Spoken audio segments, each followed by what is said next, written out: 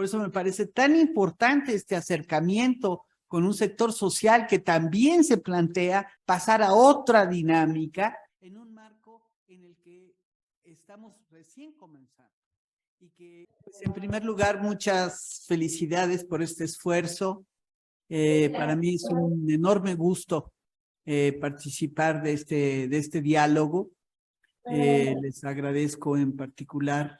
Andrés Arauz, Luis, esta invitación, que no ha sido del todo casual porque hemos venido, por lo menos con Andrés, conversando estos temas desde hace tiempo. ¿La depositaste? Y en realidad por unas condiciones que encontramos en la tesorería y de las que yo muy brevemente Está quisiera adelantando, no le van a... comentarles, porque tengo la impresión de que poco se sabe en la sociedad mexicana, no qué es la tesorería en términos generales, que sabemos que, bueno, pues ahí se recauda, se distribuyen los recursos, sino el cómo se hace. Y yo siempre converso que cuando me pidió tomar esta tarea el presidente de la República, me lo sintetizó de una manera extraordinaria la tarea en la idea de que nadie privado ganara con los recursos públicos. Aquí se establece toda una relación, todo un tema que se ha manejado extraordinariamente con el presidente, con este gobierno, que es la idea de la separación de lo público y lo privado, porque esta administración con lo que se encontró, más que un maridaje, un abordaje privado sobre lo público. Es decir, una toma general de los mecanismos, de los canales y de las propias instituciones, al grado de que hay una lógica misma de manejo de las instituciones públicas como si fueran empresas privadas. Este tema fue muy claro en la tesorería, al grado de que tengo que confesarles que me sorprendió enormemente, no solo el hecho, que es muy contundente, de que todos los recursos públicos, todos los que recauda la tesorería, pasan por manos de los grandes bancos privados de nuestro país. Y que de esa totalidad, más del 75% pase por 3 bancos y todos ellos privados. Esto para mí es un tema sobre todo de preocupación, como podrán entender, sobre todo en una lógica distinta como la que tiene este gobierno, en que hay un aspecto fundamental de construcción de una soberanía que fue gravemente afectada por las políticas, el modelo neoliberal de las décadas anteriores, y que tenemos que ir desmontando, y una de las partes más importantes es dar a conocer este tipo de fenómenos que,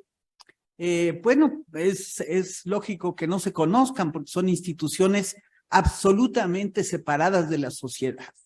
La tesorería es una de esas instituciones, si lo es en general, creo yo, la Secretaría de Hacienda, particularmente la tesorería es una institución ensimismada que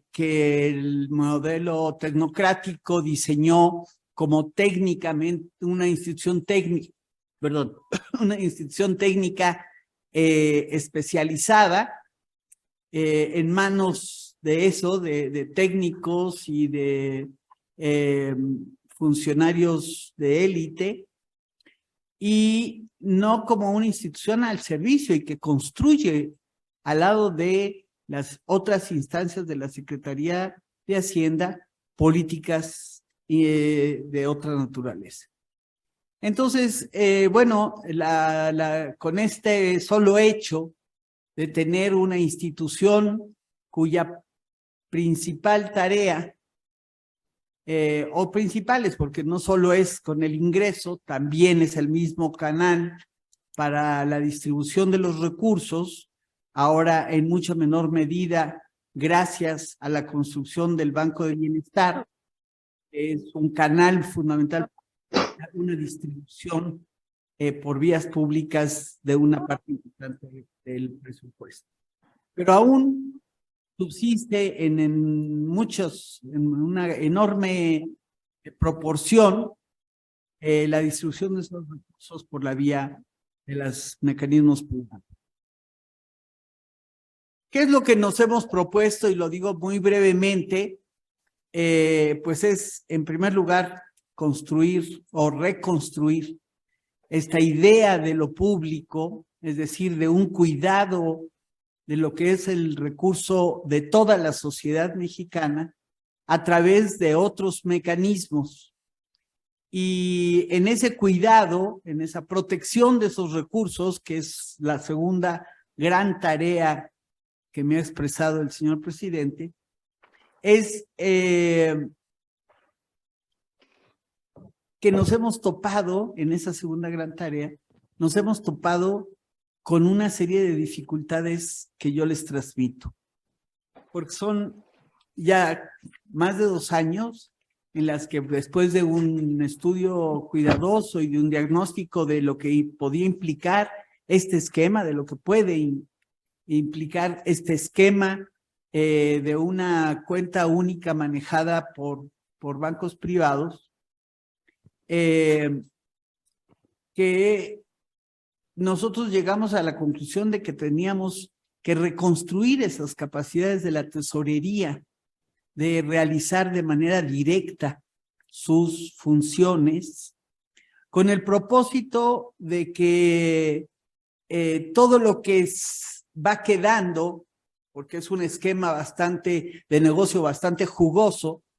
nosotros pagamos a la banca privada por cada una de las operaciones que hace, además de que en muchos casos además se las cobran a los contribuyentes. Después de eso, esos recursos tienen 2 días que están en manos de los bancos y por este proceso, todos sabemos lo que eso implica,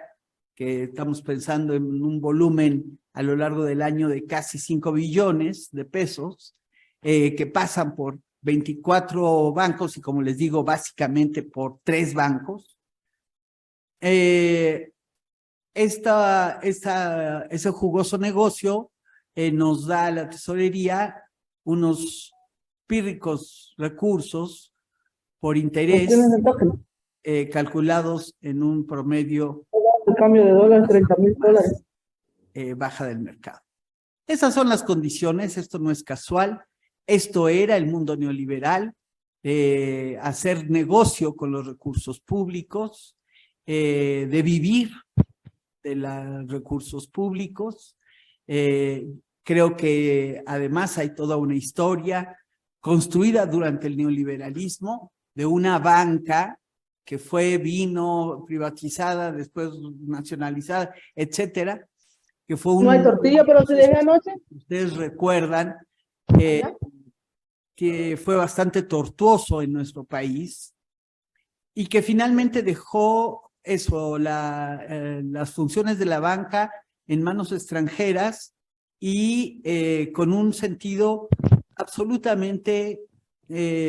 más bien sin un sentido social en lo absoluto. Es decir, es un sistema bancario, financiero, construido sobre la base de un apoyo extraordinario de los recursos públicos y que carece por lo mismo de ninguna vocación social.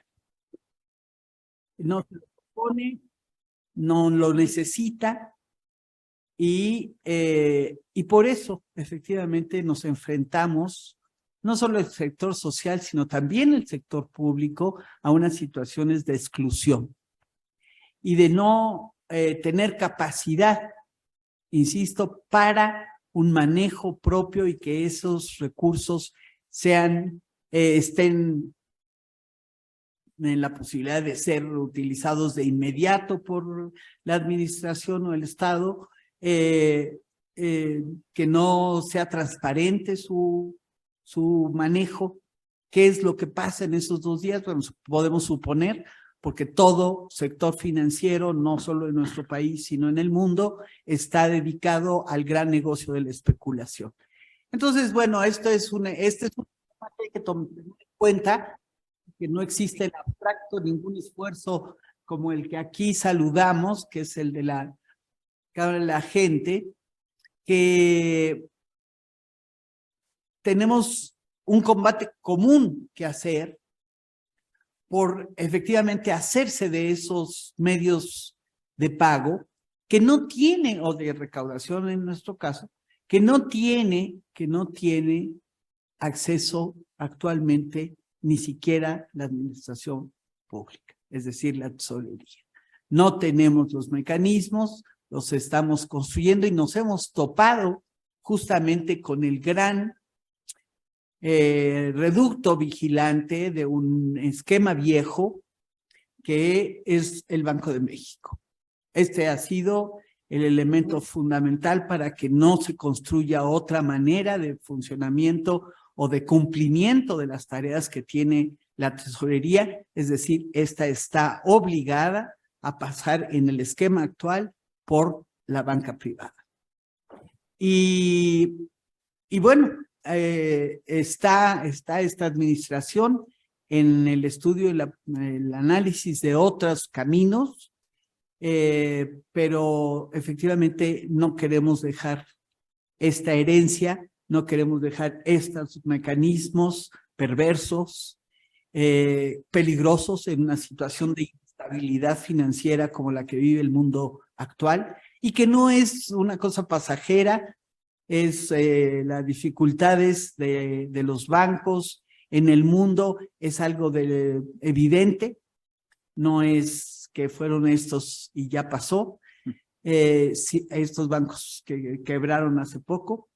sino que tenemos una inestabilidad por el esquema mismo de funcionamiento de las finanzas mundiales. Y esto es lo que hace más urgente construir opciones diferentes, y creo que hay que tener en cuenta este entorno para no actuar con cierta ingenuidad. Creo que cuando hablamos de inclusión financiera, parece que este fuera un ente abstracto. Yo lo he señalado en otros eventos, aquí mismo en uno de inclusión financiera. La tesorería es parte del Comité de Inclusión Financiera, y lo hemos señalado con muchas preocupaciones.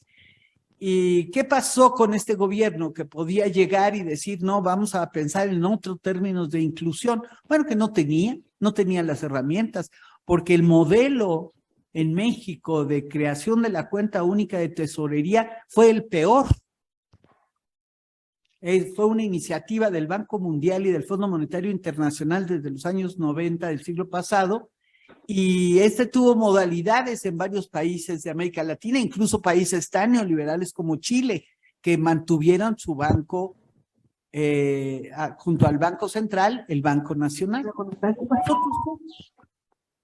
En este país, el Estado se quedó sin las herramientas financieras, entonces ha tenido que este gobierno comenzar a reconstruir. Muchos de los procesos que hubiera querido ya realizar de una manera distinta la tesorería se ha topado con que ni el Banco de Bienestar ni la propia financiera del bienestar cuentan ya con las herramientas y las posibilidades tecnológicas y sí, sobre todo un soporte tecnológico que permitiera que fuera a través de ellos. Así que estamos en un momento de reconstrucción. Por eso me parece tan importante este acercamiento con un sector social que también se plantea pasar a otra dinámica,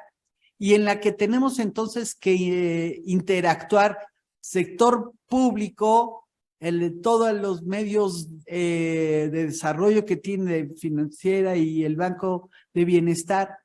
el Estado y un sector social. Creo que es fundamental en un marco en el que estamos recién comenzando y que en realidad estamos encontrándonos con no pocas dificultades. Porque hay otras vías de obtención del SPEI, ¿no? Que es al final lo que impide que la tesorería haga estas funciones por sí misma, pero que nos ponen de nueva cuenta en el circuito privado, ahora en vez de bancos, unas empresas, en fin, que no tenemos un esquema que rompa realmente con esta lógica privatizada del manejo de los recursos públicos y de los recursos financieros de la sociedad. Estamos atrapados en ese esquema y tenemos que romperlo. Es efectivamente un tema de fuerza política, de conjunción de voluntades, de elaboración de proyectos, y creo que este tipo de eventos pues contribuyen a que lo podamos hacer. Muchas gracias.